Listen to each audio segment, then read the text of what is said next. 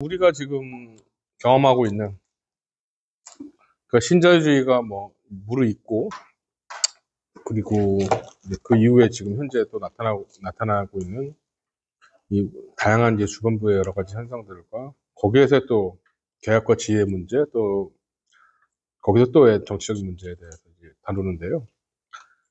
뒷부분에서는 이 네 직업, 기획 노동자, 아마존 창고 노동자, 돌봄 노동자, 대학 교수 요 영역들에서 어떻게 마찬가지로 그 지위와 계약이 탈구된 상태, 핵심과 주변부가 분할된 상태의 것들이 나타나는가를 경험적으로 여러 가지 얘기를 분석적으로 재밌게 잘 해주고 있습니다.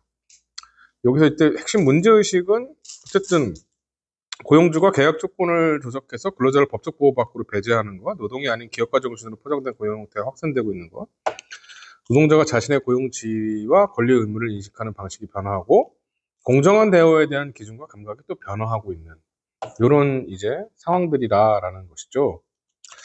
이런 것의 배경에 이제 거시적 구조적 변화가 있죠. 80년대 이후의 변화. 뭐 고용관계를 통한 정규직 고용보다 계약직 선호, 노동력의 외주화, 유사 자영업화. 그다음에 이원화, 우리가 듀얼리즘에서 균열 개념으로 디스정션 개념으로 전환인데 고용계약이 아예 없는 상태. 뭐 이런 걸로도 이제 가는 거고요. 그리고 산업적 시민권이 이제 후퇴를 하고 고용과 장업의 경계가 약화되는 거죠. 그 다음에 지위 구조의 어떤 재조합, 산업 이전적 요소, 산업 시대의 계약적 요소 이런 것들이 서로 혼재되는 방식으로 가는 거. 그리고 뭐 여기에서 결정적 역할을 수행하는 행위자, 인적 자원 전문가, 계약 전문 변호사, 디지털 기술 이런 것들이 중요한 이제 이런 것들을 이끌고 가는 주체들이라고 볼 수 있고, 이런 속에서 기존의 법 체계가 한계를 겪고 있다는 거고요. 그 다음에 이제 내부 네 가지 고용 관계를 다루는데, 이 네 가지 고용 유형에 대해서는 제가 뒤에 생략을 할게요. 근데 다만 이제 간단하게 앞에 요 서론만 보면, 이 대표적 유형이라고 하는 거고, 현대의 사회적 상상력의 중심적 위치에 있는 학술, 문화, 미디어, 소설, 영화 등에서 자주 등장하는 직종들이고요. 계약과 실제 고용 관계가 불일치 상태에 있고, 계약은 현실을 반영하기보다 특정 관계를 구성하는 것이고, 법적 지위와 인식에 어긋나는 것. 그 자영업자는 고용 안정성을 원할 수가 있는데도 그렇고, 기획 노동자는 기업가로 인식되기를 요구받고, 직업을 소유한다, 경력에 투자한다라는 담론이 또 여기서 횡행하고, 자영업적 지위와 기업가적 이데올로기가 독립적으로 작동을 이제 하는 것이고. 그래서 이 균열화, 우리가 이제 그 웨일의 그 균열 일터 개념 있잖아요. 그래서 이제 어떻게 프래그먼티드 됐나, 뭐 피셔링이라고 얘기를 하는데, 이 피셔링이라는 것에 대해서 좀 짚어보겠습니다. 이것도 사실은 꽤 많이 우리가 얘기가 됐고 경험됐던 거라, 이것도 제가 좀 스킵해가면서 얘기를 하겠습니다. 그 이제 산업적 시민권 개념이라는 게 이제 기본적인 고정적 개념인데, 여기에서는 이제 자본과 국가가 협력을 유도하기 위해 지불해야 될 정치적 대가인 걸로 얘기를 했죠. 근데 이거는 이제 더 이상 유효하지 않은 것으로 지금 쭉 가고 있습니다. 그래서 이 노상의 정치적 의미가 급속히 소멸되고 있고, 뭐 아까 신자유주의가 등장했을 때 결국 일본을 사실은 이렇게 내세우면서 등장을 했던 거예요, 사실은. 그러면서 이렇게까지 잠식을 했던 거죠. 그리고 산업관계 담론이 탈정치화되면서 그 배경에 이제 글로벌라이제이션이 있는 것이죠. 그래서 각국의 제도적 바탕으로 서로 무한 경쟁을 하는 방식으로 이렇게 간 거고, 그렇지만 이제 그 과정에서 일본, 또 중국 이렇게 또 새로운 액터들이 글로벌 체제에서 부상을 했고요. 그래서 글로벌화가 이 다국적 기업들이 강화되면서 국내 노동시장에도 강한 영향을 끼쳤죠. 노동자 조직률 감소, 파업 건수 급감, 정부의 인플레이션 억제 정책과 맞물린 임금 교섭력 약화, 그 다음에 높은 임금 요구가 실업 위험을 증가한다라는 식으로 해서 노동자의 수능을 유도하는 기제로 활용이 됐던 거. 그리고 탈산업화가 또 병행돼서 대규모 생산 공장이 축소되고 소멸되고 제조업 기반의 산업 시민권이 약화되는 방식으로 갔습니다. 그리고 새로운 통제 구조가 나타나서 텔러주의 조직에서 협력 유도를 위해서 양보가 필요하다는 식의 얘기를 했었는데, 이제는 남아있는 노동자에게 적은 동기부여만으로도 높은 수능을 이끌어낼 수 있고요. 왜 그런 이유가 뭐냐면, 이제 해외 이전의 위험 자체가 통제 장치로서 그 위협에 의한 통제죠. 우리 언제든지 떠날 수 있어. 뭐 이런 거죠. 생산 공동체라는 상상적 기업 정체성이 내면화되게 됐고, 그다음에 고용관계에서 동기보다 위협이 더 큰 역할을 하는 방식으로 찍었습니다. 이 표들은 뭐 나온 거라 살펴보시면 되고, 결국은 어떻게 뭐 단체 교섭이나 파업이나 이런 것도 약화됐는지를 보여주는 거고요. 그래서 전후 시대에 이제 수직적 통합과 고도로 관련된 대규모 직접 고용의 시대였다면, 오늘날에는 적은 수의 인력만 직접 고용하고 나머지는 이제 분절화시키는 것. 그래서 우리가 고객 응대 산업 같은 경우는 본사보다 가맹적 고용률이 더 높고, 청소 시설 관리 인사 아이템 외주화가 일반적이고, 프랜차이즈 다양한 산업 확대되어 있고, 이런 영상 알고 있죠. 그 다음에 어떤 리딩 컴퍼니들이 사실 선도기업이라고 번역을 했는데, 이건 조금 다르게 이렇게 말하는 원청이죠. 원청의 동기와 전략이 중요하게 되는 거고요. 그래서 임금 대신 서비스 가격을 지급해서 법적 책임을 회피하고, 세금, 사회보험, 산재보상 등의 등을 외주업체에 전개하고, 그 다음에 내부 고용 시에도 동료 간 임금 공정성에서 관리적 절차를 도입하고, 저숙련 노동자에게 더 높은 임금을 지급했던 거를 교육 훈련을 투자하고, 직접 고용 축소 시 이런 비용 대부분이 이제 불필요해지는 쪽으로 가게 되고, 노동자는 고용 조직을 분열하게도 선도기업의 이익 공유 구조에서 제외되고, 노동자 조직화가 어려워지고 등등등. 그래서 분절된 노동 세계를 형성하고, 국경을 넘는 거리감, 지속적인 재구조화가 이루어지고 등등등. 그래서 소득이 위쪽으로 이동하면서 불평등이 심화되고, 그리고 글로벌화와 탈산업화의 이런 논의들은 기본적으로 국제 경쟁 심화되고, 노동 비용이 절감하고, 노동 대응력이 약화되고, 이런 것들이 이제 설명이 가능한데, 이게 근데 조금 기업이 이제 분열화되는 것들에 대해서는 좀 설명을 충분히 못한다. 인건비 절감을 위해서 하는 거는 아닌데, 어쨌든 나름의 또 이런 것들도 맥락이 있는데요. 그래서 저자들은 금융화에 대해서 또 나름 관심을 또 기울입니다. 이 기업 분열화의 또 다른 배경이다라고 하면서, 사모펀드가 부상하고 연금 구조가 변해 뮤추얼 펀드 팽장하고, 뭐 단기 성과 중시 분위기가 확산되고, 해고가 발표되면 오히려 주가가 상승하고, 뭐 이런 식의 뭐가 상식화되고, 결국 주주의 가치를 극대화하려는 논리가 기업적으로 기업 전략이 변화하고, 핵심 역량에 집중하고, 비핵심 기능은 매각하고 재구조하고 외주화하고. 또 공공부문에서도 이런 이제 분열 압력이 나타나서 우리가 잘 아는 신공공관리론, 이런 것들이 그렇게 났죠. 그래서 민간 투자자는 대출에 대한 의존성이 증가하고, 소유자 채권제 선호가 공공조직 운영에 강한 영향을 끼치는 방식으로 막 왔죠. 그리고 기술 발전이 제공한 그러니까 분열화의 기술 발전도 일정하게 영향을 끼쳤는데도, 그래서 뭐 바코드 뭐 이런 기술들이, 또 공급망을 통한 추적 감시 기능도 강화되고, 또 글로벌 남부 노동자와 계약 가능성을 확대해서 낮은 임금이 수용 가능한 위치의 노동자에게 업무를 위임할 수 있게 됐고요.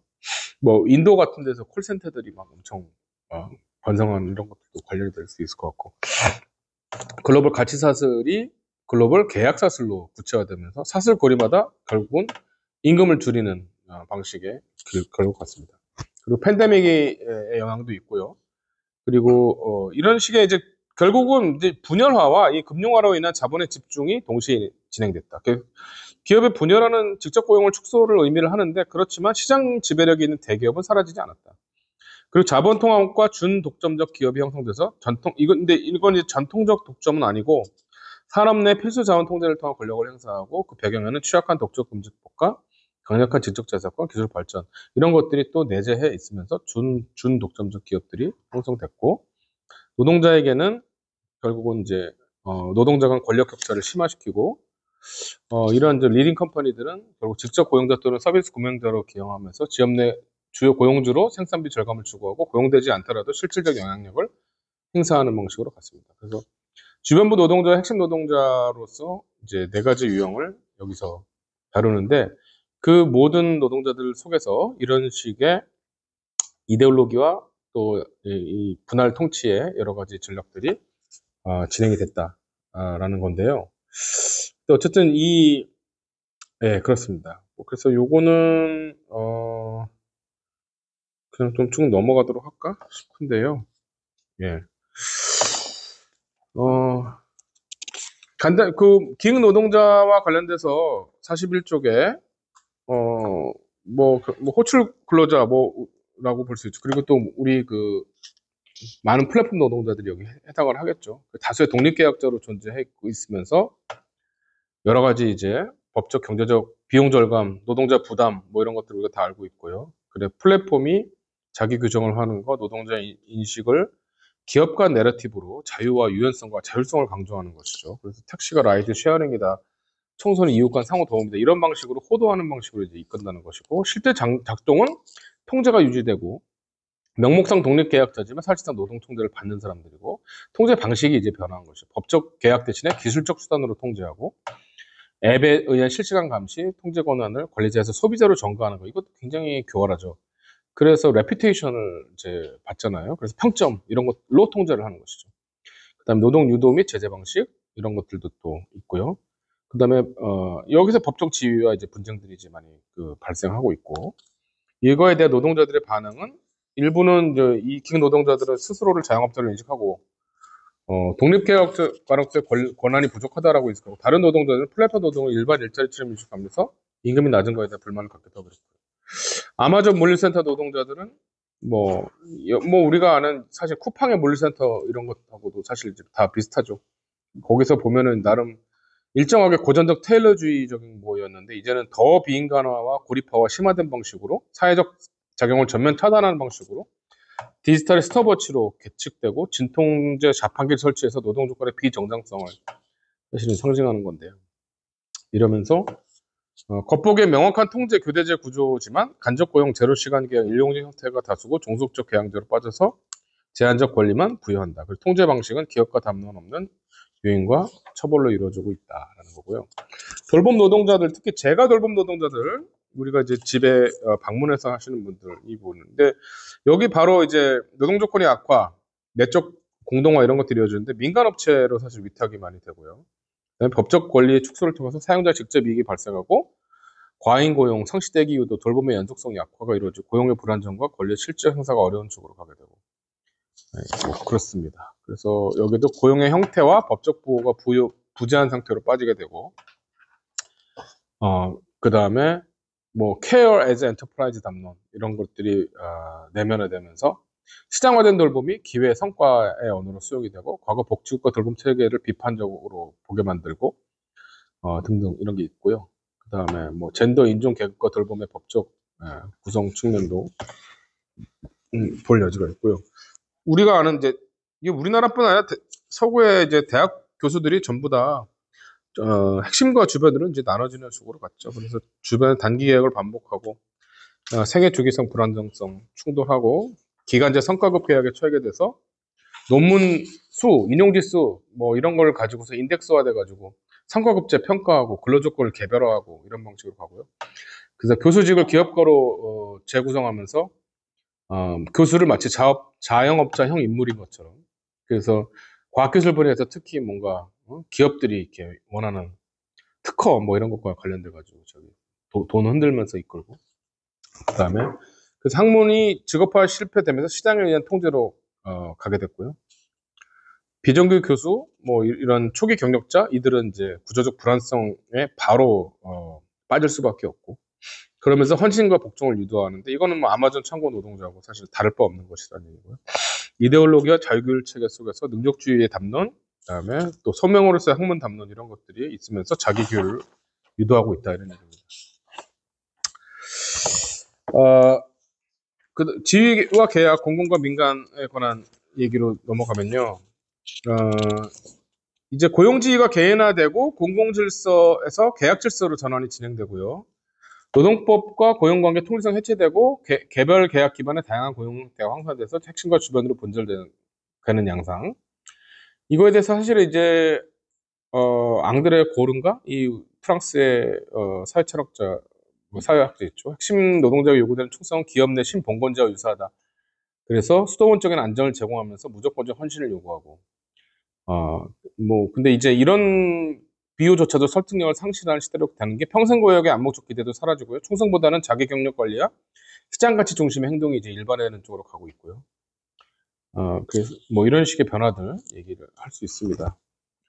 그리고 네, 쭉 내려가서 결국 이제 산업적 시민권의 이상과 그 역할, 산업적 시민권은 귀속적 사회 지위를 정치적으로 구성된 공적 지위로 대체하려는 시도라고 볼 수 있고, 이는 계약 관계를 보다 보편적이고 공정하게 만들고자 하는 정치적 기획이다라고 우리가 얘기할 수 있고요. 이런 것들의 필요성이 이제 계속 여전히 있다는 얘기죠. 그리고 여성이나 이주 노동자 이슈 얘기도 이제 볼 수 있습니다. 여성이 돌봄 책임을 가졌다가 유연한 비정규직으로 주로 유입되고 이주 노동자는 장기간 노동하면서 24시간 노동시간에 적합한 노동력으로 간주되고 우리나라는 뭐 최저임금 밑으로 받아도 되는 쪽으로 지금 얘기되고 있죠.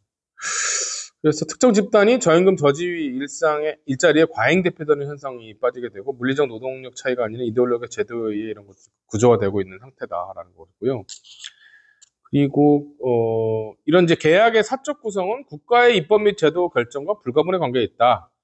그래서 평등법, 조세, 복지법, 이민법 등 다양한 제도가 노동계약에 영향을 미치는 거다라고 볼 수 있고 국가의 행위와 비행위가 사용자의 시장 권력 강화에 기여하는 식으로 역할을 했다. 그래서 이게 직접적 방식과 간접적 방식으로 어떻게 사용자에게 유리한 방식으로 그동안의 입법들이 역할을 했는지를 이 표에서 쭉 얘기하고 있는데 그건 나중에 살펴보시면 되고요.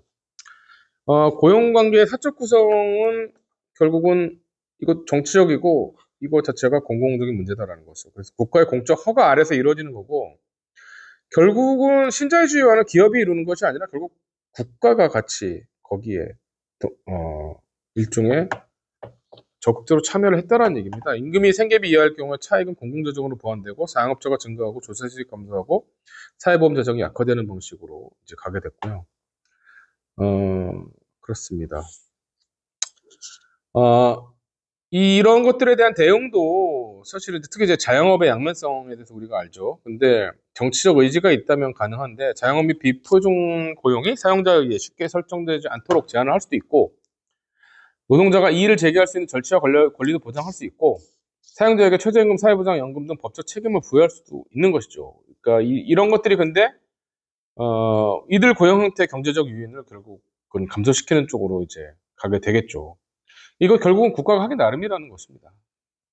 그리고 마찬가지로 고용 형태의 분절이 법 회피를 목적으로 할 경우에는 분절 자체를 금지시킬 수도 있는 거고요.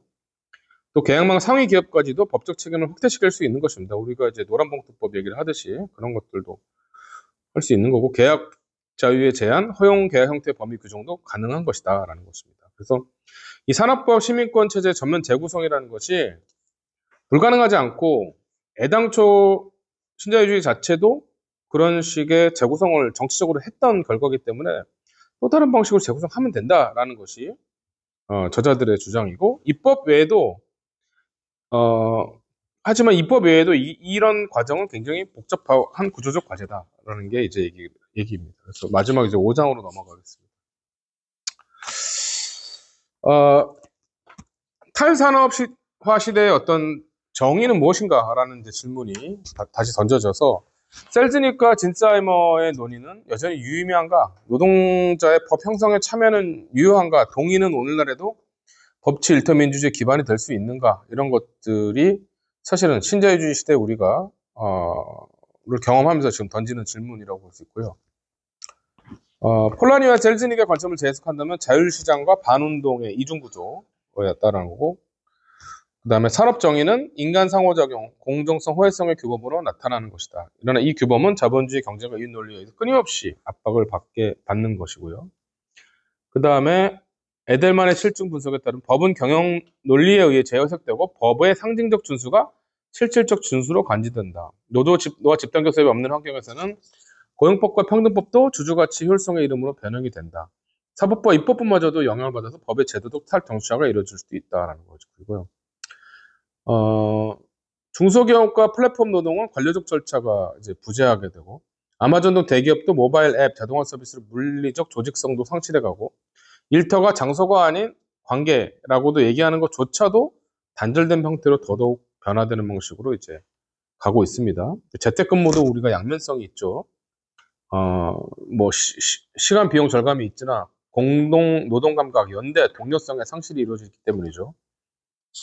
그래서 결국은 단절과 차단 이런 것들이 지금 신기술과 매개에 대해서 점점 더 확산되고 있는 상황이다. 그래서 사회통합이 이제 약화되는 방식으로 더 가게 되는 것이고요.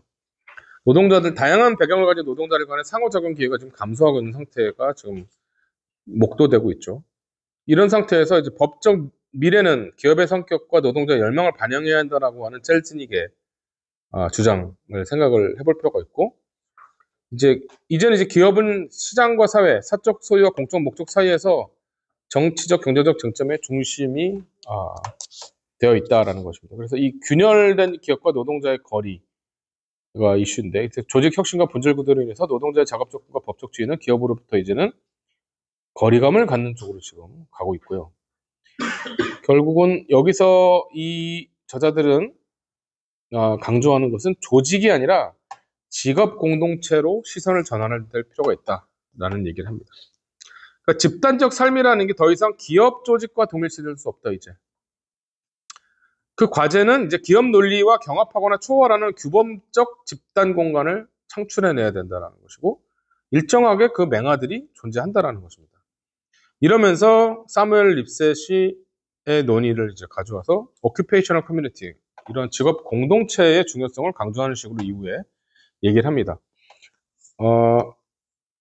진스하이머와 셀즈닉은 노동관계와 법은 지역적이고 직업적 경험을 바탕으로 분석돼야 한다는 것을 알려줬고요. 사회법학은 실증 연구와 규범적 법 추론의 연결을 통해서 법 형성과 해석을 심화시켰습니다. 직업 공동체는 새로운 경제 산업 정의 기준의 관찰 단위로 여기서 이제 중요하게 사실은 생각될 여지가 있다는 것입니다. 이 오큐페이셔널 커뮤니티라는 것은 공통된 고용, 노동 조건 속에서 사회 규범과 연대를 형성하는 집단이고, 노동을 사회적 삶에 내재된 활동으로 이해하게 하고, 노동은 계약 이전의 사회 규범에 존재하기 때문에 계약법이나 경쟁법만으로 포섭 불가한 것이다 라고 하는 사실은 셀즈닉적인 사고가 여기 있죠. 그리고 듀르케임이 가지는 전 계약 이전의 계약적 조건과도 연계되는 것이다. 듀르케임이라는 사회학자가 강조한 게 계약의 비계약적 요소거든요. 그러니까 이 사람은 규범의 실체를 강조를 하기 때문에 규범이 있어야지 신뢰가 있고 거기에서 계약이 이루어질 수 있다는 거죠. 그래서 국가가 어떤 법적인 장치나 아니면 서로 간에 뭐 어떤 공동체 안에서의 그런 규범, 그런 이제 계약 이전의 조건이 없다면 계약이 형성되지 않는다는 식으로 얘기를 이제 해서, 그런 차원의 이 관점으로 이걸 이제 바라보자는 얘기고요. 노동의 파편화 다양성 속에서도 집합적 이익과 정치 역량을 파악함에 있어서 현대 이 직업 공동체의 역할이라는 것이 중요할 수 있다. 단순한 일터 분석을 넘어서 노동과 사회생활 간의 경계와 상호작용을 다 포함해서 볼 수 있다라는 겁니다. 우리가 사실은 예를 들어서 뭐 방문 무슨 뭐 수리원이나 이런 사람들 했을 때 자기들이 뭐 어느 회사에 속한 누구라기보다는 어떤 그 사람의 뭐 유사한 일을 하는 뭐 그런 방문 노동자 집단도 될 수 있고, 특정 지역에 결국은 소비자와 다 이렇게 여러 가지 연결 속에서 일정하게 다양한 상호작용을 하기 때문에 어떤 새로운 공동체성을 거기서 생각할 수 있다는 얘기죠. 그래서 노동 헌정 내지 노동 헌법이라는 개념을 얘기를 하는데, 이게 이제 결국 막스 베버의 역사적 제도적 조건이 누가 어떤 조건에서 일하는 걸 결정한다라고 하는 그런 이론적 논리에 이제 틀을 두고 있고, 규범과 규칙의 조화를 분석할 수 있는 하나의 분석들이 될 수 있고, 작업장, 기업, 직업, 산업, 국가 단위까지 분석 범위를 확장이 가능하고, 또 정의 질서에 대한 인식, 규범 형성 및 집행 메커니즘과 이것들이 연동돼서 고려될 수 있다는 것입니다. 직업 공동체와 노동 헌정을 그래서 통합적으로 분석할 필요가 있다는 얘기고요. 그래서 법, 기술, 사회경제 조건이 사회 규범과 연대 형성에 미치는 영향을 포착하고, 형식적 법은 종종 공정성과 정의에 대한 집합적인 인식을 공식화한다. 기술과 자동화도 사회 규칙처럼 작동하고 사회 규범 형성에 관여를 한다. 이런 시각 속에서 직업 공동체라는 것이 어떤 식으로 존재하는 것을 이제 파악해 들어가자는 얘기고요. 그러면서 정치 경제학적인 어떤 연구를 심화하면서 거시 분석까지도 이제 만들어 나가면 자연스럽게 법학과 정치 경제학을 만나서 새로운 어떤 법적인 그 기제를 만들어낼 여지가 있다라는 문제의식입니다. 이 직업 공동체와 노동조합주의에 대해서는 이 립셋이 그 유니온 데모크라시라는 책이 있죠. 여기 보면은 이제 ITU 인쇄 공동체가 직업 공동체 대표적 사례로 나오고, 야간 근무와 사회적 고립으로 인해서 동료들과 긴밀한 공동생활을 형성하고, 노동조합 독서 모임, 합창단, 체스 토너먼트 등을 강한 집단 문화를 유지하는 양상, 이런 것들이 이제 얘기가 되고 있는데요. 직업 공동체의 자긍심과 자기 형성 기능들도 이제 존재한다. 인쇄공들이 갖는 거, 이런 것들이 있고요. 또 캐넌의 조판공 연구도 뭐 있습니다. 그래서 조판공 내부에 채플이라는 비공식 조직이 존재하는 것, 규칙과 도덕적 가치가 공동기부, 우회조직에 참여, 연금제도 등에서 구현되고 규범을 위반 시에 조롱, 질책 등 비공식 통제도 작동하고 등등등 이런 양상들이 이제 사례들이 다 자연스럽게 산업화 시대 뭐 50년대, 60년대 이런 양상들이 다 분석이 됐다고 볼 수 있고요. 이런 직업 공동체 개념이 현대에도 그래서 유효하다. 그래서 산업 노동의 쇠퇴 이후에도 소규모 사업체, 저숙련 서비스, 플랫폼 노동 등에서 여전히 관찰이 되고, 다만 접촉이 적고 경쟁적 환경에서는 이런 것들의 형성이 좀 약할 수 있죠. 그래서 오늘날에도 이런 것들이 다수 존재하고 국가의 법적 보호를 포함한 정책적 육성이 필요하다는 거고, 기그 이코노미에서도 공동체적 행동과 연대가 발생한다라는 것들이 연구를 통해서 증명이 되고 있고요.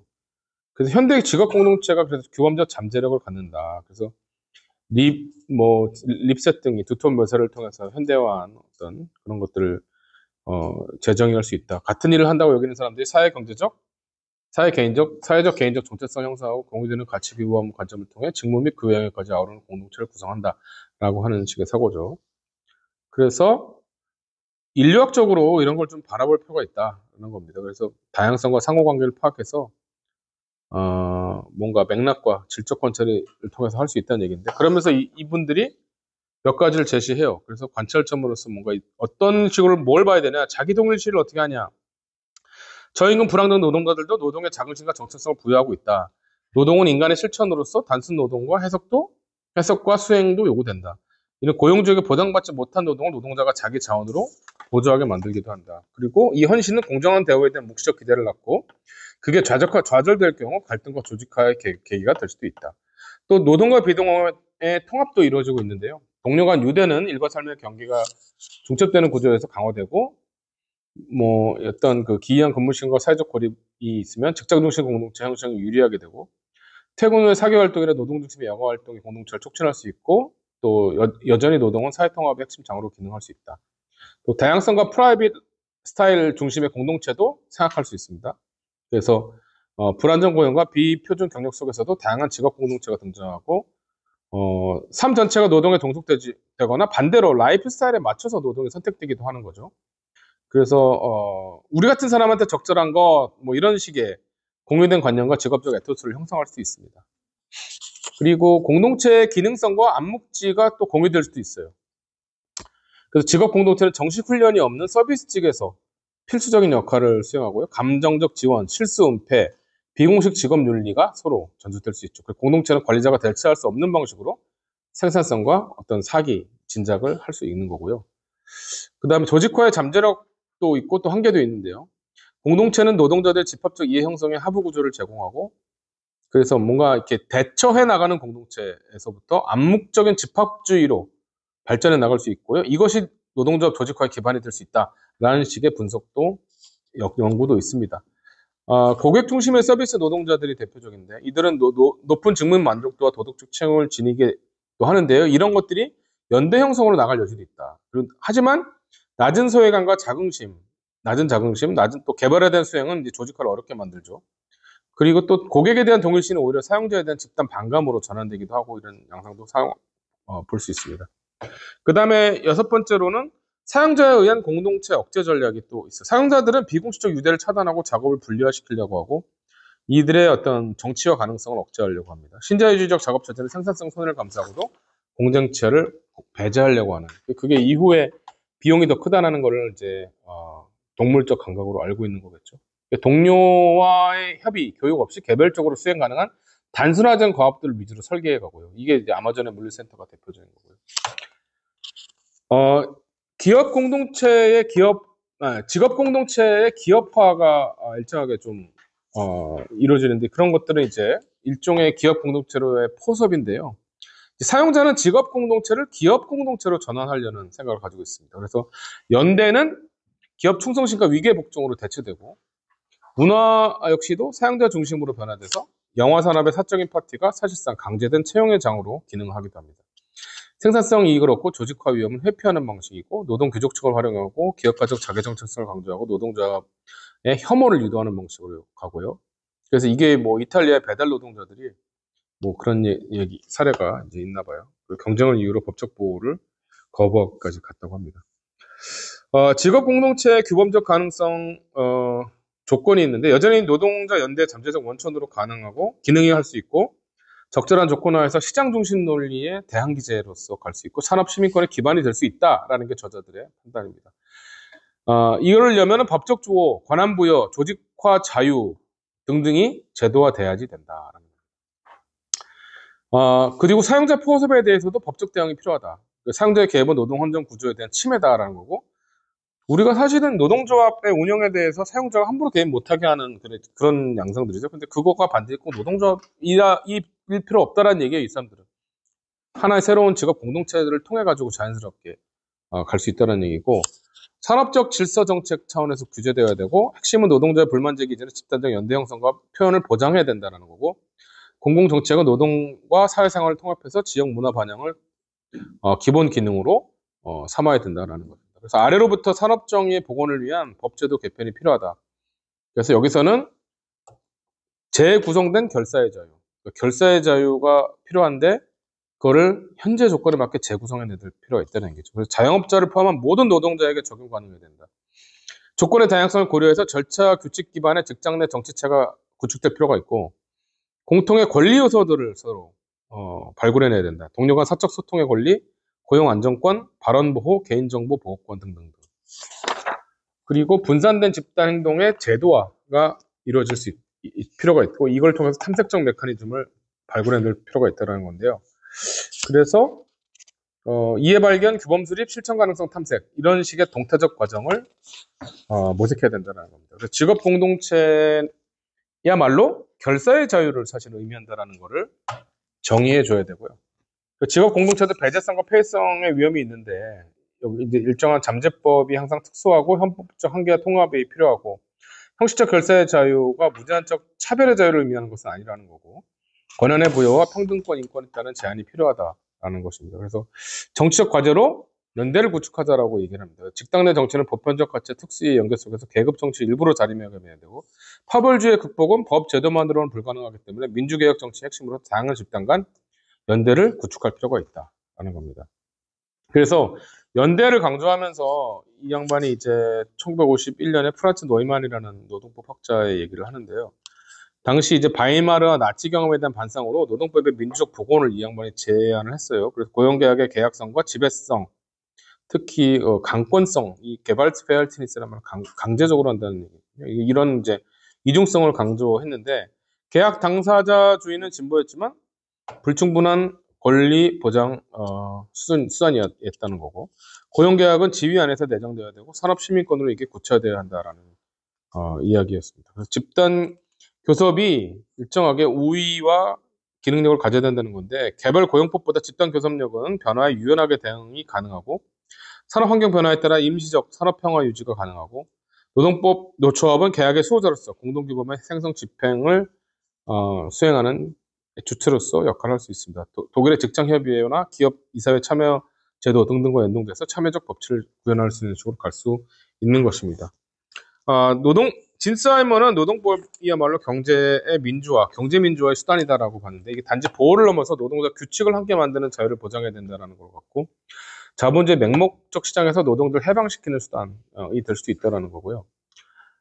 하지만 산업시민권의 이제 실현이 불완전하게 되면서 이제 한계를 겪는데 여전히 이제 이주 노동자 여성 등에 대한 배제된 집단이 나타날 수 있고 미국의 경우 와그너법은 형식적 민주주의 약속의 어떤 배신이고 노동과정 통제 권한이 이제 미부여되면서 노동의 통치적 규율이 다른 방식으로 구조화되고 산업민주주의가 갖는 또 양가성이 있는데요. 권리부여는 또 통합을 가장하고 불평등을 은폐하고 통제장치로 작동할 여지도 있다.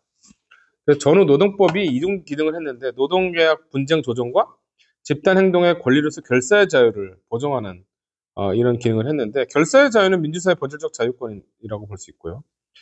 또 개별적 노동법과 집단적 노동권을 나눠서 가는데 후자는 자본주의 불평등 해소 수단으로 작동되어 왔다는 거죠.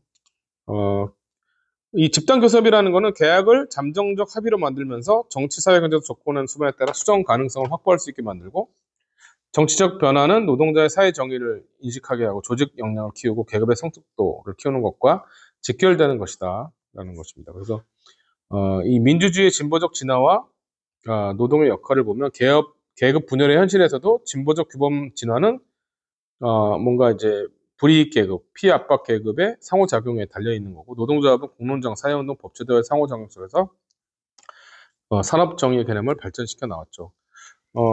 그 법과 정당성과의 관계를 보면 법은 비공식적 정의규범의 진화에 영향을 끼치고 노동계약의 맥락에서는 합법성만으로는 정당하지 않다는 인식이 반복적으로 제기되죠. 그렇습니다. 그리고 법적 정의의 진보는 정치적이고 또 불확실하죠. 정의로의 진보는 정치적 동인에 따라서 추진되고, 하지만 그 방향은 보장되어 있지는 않습니다. 정의로운 방향 자체가 또 사회적 논쟁의 대상이 되는 거죠. 그러니까 정의로운 이 시대 정의는 무엇인가라는 것들은 끊임없이 새롭게 어떤 방식으로 진행하느냐에 따라서 계속해서 논쟁되고 재구성된다라는 거고요. 산업시민권에서 배제된 집단의 포용은 노동계급 내부의 정치적 운동이 사실 필요하다라는 겁니다. 그래서 포용은 법과 사법권의 보편주의 규범 형성에 의해서 촉진이 가능해지는 것이고요. 우리가 이제 지난번에 앞단에서 기능주의 이런 얘기 했는데요. 이런 것들이 이제 한계를 보였고 퇴조했다는 얘기를 했잖아요. 그래서 과거가 노동자 경영참여 왜 하냐? 생산성에 증진한다. 이제 이런 식의 기능주의적인 사고인데,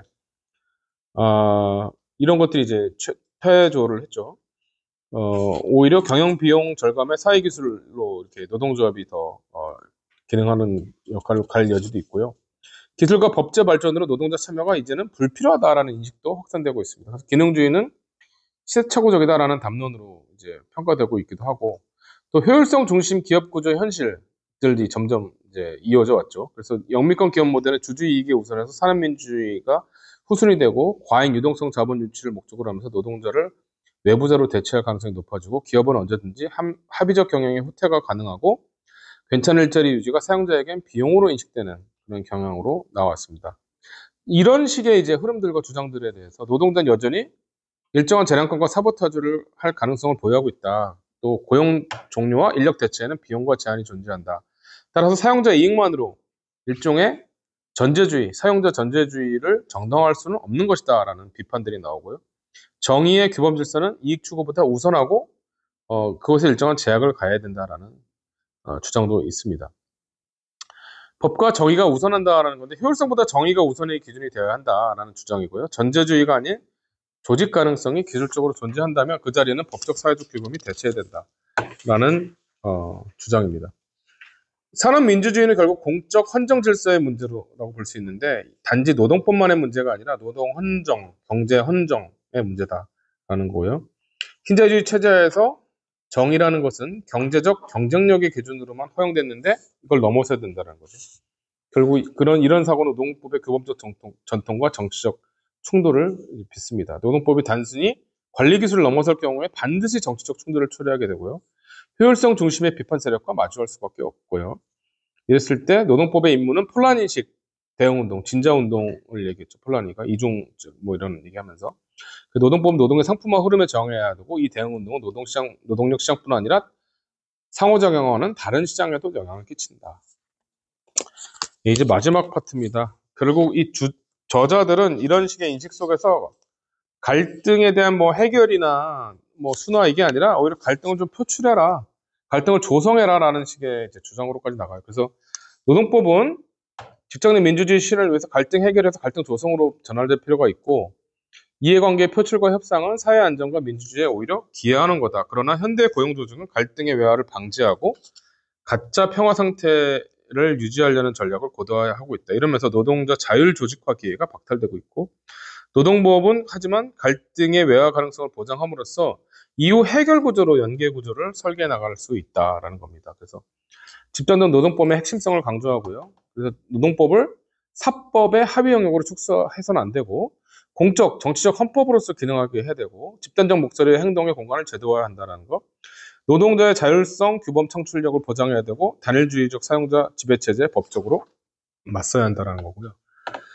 그래서 다시 한번 강조하건대 이제 산업시민권의 핵심은 공적 신분의 제도화다.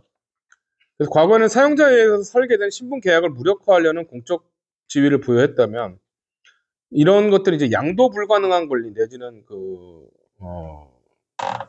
독일어군요. 운압딩버라는 게, 제가 이분 수업을 들었는데 수업 시간에 이 단어를 써서 이런 것들을 얘기를 했었던 기억이 납니다. 2002년쯤 됐습니다. 시드렉 교수의 수업을 제가 컬런 대학에서 들었을 때 갑자기 떠올라가지고 말씀드렸고요. 노동자 보호 및 사용자 시장 우위를 제약을 하는 기능을 할 수 있는 것이죠. 그러니까 함부로 해태할 수 없다라는 거죠. 불가역적이다. 약간 이런 개념이고요. 그 다음에 갱신적 산업시민권 앞으로 그러면은 이게 이제 이전에 산업시민권의 핵심적인 원리였는데 오늘날의 조건을 반영해서 변화한 생애 경로, 가족 구조, 다양한 노동 형태 등을 고려를 할 필요가 있다. 또 남성 가정 모델 중심의 전제도 탈피할 필요가 있다. 덜 규율적이고 더 포용적인 시민권 모델도 요구된다. 준기업 가족 자기결정성이 갖는 매력. 이거 사실 우리가 이제 프리랜서들이 다들 가지고 있는 매력이잖아요. 이런 것도 부분적으로 수용해 나갈 필요가 있다라는 것이요. 그래서 헌신적 노동자 이데올로기로부터 전환해야 된다. 과거는 충성 중심의 산업적 시민권 모델이었다면 현재는 이제 사용자 스스로도 가부장적 책임을 안 가지려고 하기 때문에 노동자도 헌신에 대한 강요를 받아서는 안 된다. 무기한 계약자와 모범 노동자 중심으로 한 어떤 담론을 좀 비판하는 거고요. 그 다음에 갱신된 노동 헌정이 필요하다. 고용 이외의 종속도 노동 관계도 협의의 고용과 동등하게 다루는 체계가 필요하다. 고용 이외의 종속적 노동 관계. 종속성을 기준으로 직원과 동일한 권리를 보장해 줘야 되고 사용자의 분절 전략에 대응해야 되고 종속계약자 및 독립계약자도 결사의 자유 및 기타 권리를 누려야 된다라는 거고요. 그 다음에 이거 이제 공인노조는 번역이 잘못됐고 크래프트 유니언은 약간 뭐랄까 수상공인협회의 일종의 뭐 직능 노조라고 해야 될까요? 아니면 전문 노조라고 해야 될까요? 좀 이런 것들인데 고객 사용자 관계에서 집단적 대표성을 이들이 복원을 해야 되고 그래서 공정거래법도 개정해서 자유시장 간섭 금지 예외 조항도 만들어줘야 된다라는 겁니다. 이 마샬의 산업시민권 관점에 대해서도 조금 비판적으로 볼 필요가 있는데 산업권리를 사회권으로 흡수하는 중간 대결을 봤었는데요. 노조는 공공선의 일부만 대변하는 불완전 행위자라는 판단이 있었고 국가에 대한 어떤 강조를 강화해서 진정한 수탁자라 보면서 노조보다 국가 개입을 선호를 했어요. 근데 이거는 뭔가 오늘날과 좀 맞지 않다. 산업권과 사회권은 완전히 통합되지 못했고 노동세계는 더 분절화된 상태다라는 거고요. 근데 분명 어쨌든 현재 노조의 전략적 역량은 사실은 한계가 있죠. 생산성 초과하는 임금 요구 능력은 지금은 이제 없는데 이런 노동 세계의 변화를 감지하고 제도의 미세 조정을 하는 역량은 노조가 뛰어나다. 법, 제도, 조율 주체로서 국가보다 더 정교하게 반응할 여지도 있다라는 게 이분들의 주장입니다. 그래서 산업과 사회권의 관계를 재정립해야 된다. 산업적 시민권은 사회권은 산업적 시민권의 보완 및 지지 기반이 될 수 있다. 실업범, 산업지역 정책, 평생교육 등과 연계가 돼야 되고 글로벌 노동력 접근은 노동 조건 개선의 유인을 약화시키는데 여기에 대해서 규제 및 통상 정책을 통해서 산업권을 보호해둘 필요가 있다. 그래서 그렇습니다. 그리고 현재적 노조를 재구성해야 된다. 형식적 고용, 비고용의 경계를 넘어야 되고 1인 사업자, 프리랜서 등도 포괄하는 집단 대표성이 필요하고 노사협의 의무와 무관하게 여전히 노조는 필수적이다. 그래서 비노조 대표기구는 반노조적으로 작동할 경우에 노조의 조직화를 방해할 우려가 있다. 그래서 마치 노조를 노사협의로 대체한다든지 뭔가 이런 식으로 하는 것들은 이제 오리다라는 얘기죠. 그래서 결사의 자유를 재구성해야 된다. 노동자가 실질적 권력을 받는 모든 조직이 대상이 돼야 된다. 집단 행동이 가능해야 되고 모회사, 하청, 사용자, 인력중개사 등 노조는 소비자, 지역공동체, 환경단체 등과 연대를 하면서 더 결사의 자유를 증진시켜 나가야 된다. 파업권 보장의 정당성, 노동계약 내지 갈등은 완전한 평화적 조정은 사실은 이제 불가능하기 때문에 파업권은 그 자체가 노동자 인간성이며 강제노동 금지 원칙에 부합하는 것이다. 자유주의 국가들이 역사적으로 일정 범위의 집단적 계약 위반을 인정해 왔다라는 거고요. 파업은 대부분 임금과 노동 강도 간 공정성 결여를 발생하는데 조정 혜택이 사용자에게 치우치거나 계약 변경이 공정하지 않다고 인식될 때 촉발이 되죠. 노동자 정의감에 깊이 어긋난 경우에는 파업을 택하는데 타결 이익은 파업 손실보다 작고 초기 요구보다 낮은 경우가 사실 대다수죠. 그래서 하지만 파업의 도덕적 억제성이라는 것이 있는데 노동법은 자본주의 계급 갈등을 조절하는 기술로서가 이제 한계가 있고요. 파업권은 계약의 일방적인 강제를 방지하고 힘의 대결로서 조정 가능성을 시사하는 것입니다. 노동 조직 방식이 파업 자체를 구조적으로 불가능하게 만드는 것은 정의의 실현을 가로막는 것이다.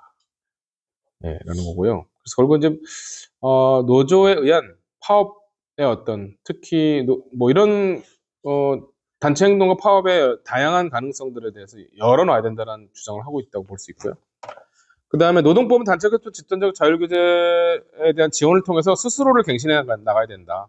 그러는 거고, 법률과 판례를 넘어서 단체 협약도 집단 계약을 별도 법원, 별도의 법원이라는 게 이제 source of law죠. 그 법의 원천, 원리, 기반이라는 얘기죠.